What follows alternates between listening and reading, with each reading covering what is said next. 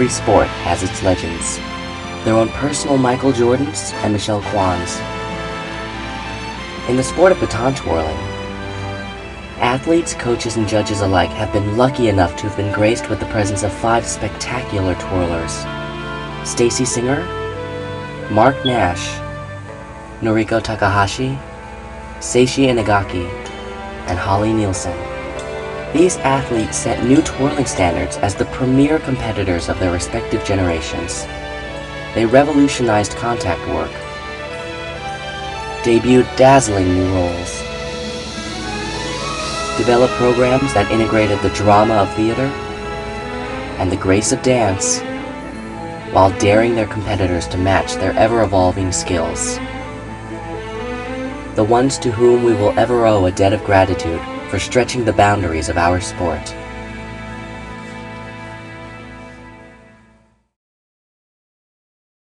Noro Takahashi can be credited with bringing an entirely new dimension to twirling. In a period dominated by big tricks and fast spins, each year Noro introduced programs that incorporated seamless integration between twirling and dance, utilizing incredible contact sections and musical sensitivity to transport audience members from a competition venue to the theater. So many things that Noro did was my favorite, because I think Noro did subtlety extremely well. I just remember a soft beauty, creative, wasn't afraid to go out of the box. It was just like, when I think of Noro, I think of a whisper, you know, just a whisper. Her presence in the sport just presented such class and such grace, and how humble she was in the face of such talent was just so refreshing.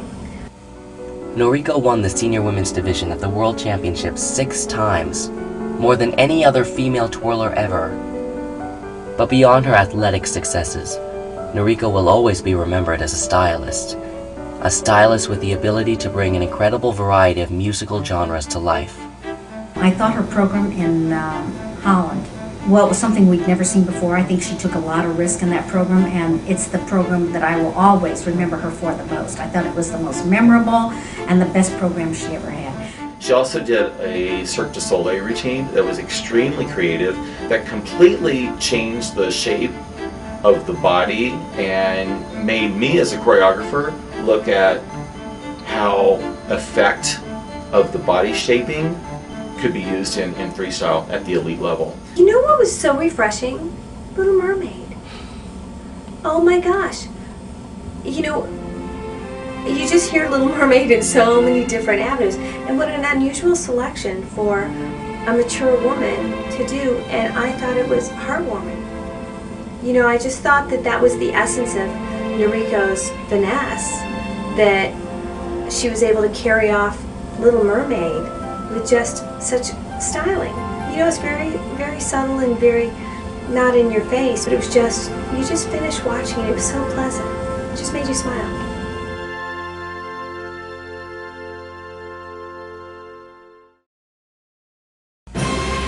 Even as a gangly, long-limbed adolescent, anyone watching Mark Nash perform couldn't help but notice his enormous talent and overflowing artistic ambition.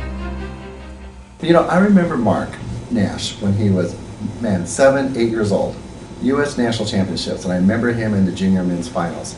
And you knew then that this athlete was going all the way. I mean, he just had that charisma, stage presence. With flexibility that rivaled even the best female twirlers and unique dance moves that seemed to defy gravity, Mark quickly became known as the twirler who was able to perform the most demanding aerial tricks in intensely artistic programs. In his career, Mark would go on to win 8 gold medals in the men's division. Because his range of movement skills were so vast, you never lost interest in his program. I still really look up to Mark. He's just the epitome of artistic beauty to me, and technique, and I really appreciate his twirling and his performance. I love his performance skills.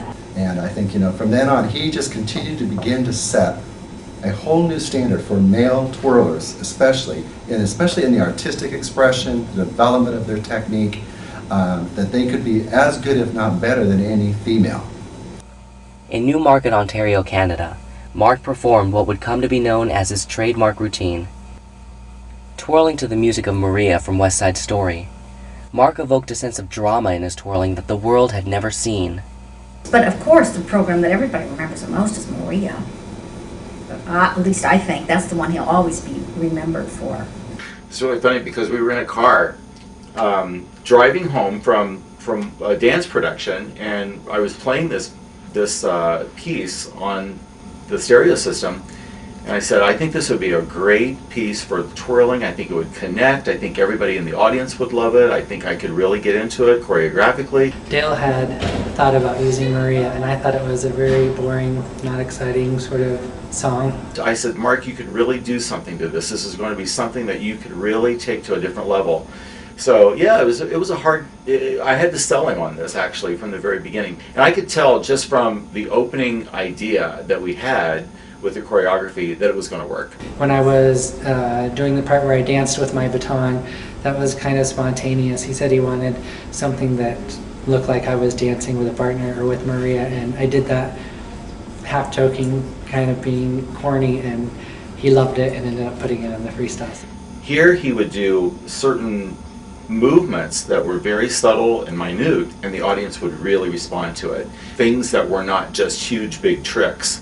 Yeah, he did a triple walkover, and he did spin tricks, and he did rolls, and he did all of the gymnastics he did, but the biggest response came from when he did a finger twirl, drop down into the hand.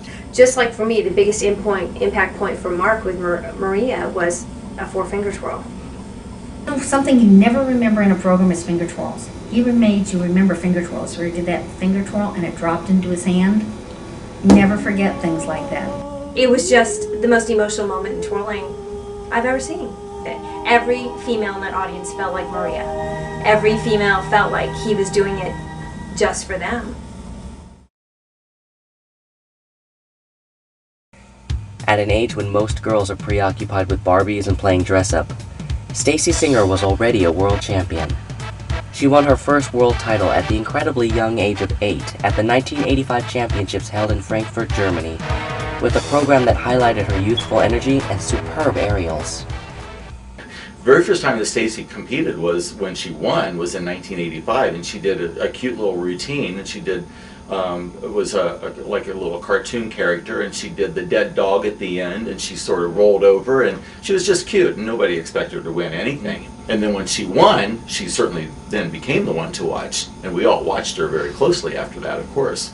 Yeah, without a doubt. Her first one is the one that you remember the music, you remember the tricks. I can take myself right there, right now. I can take myself to the color costume and the way the pigtails bounced, the way I watched her fly through the air the first time, you know, when she would do a grounded back tuck.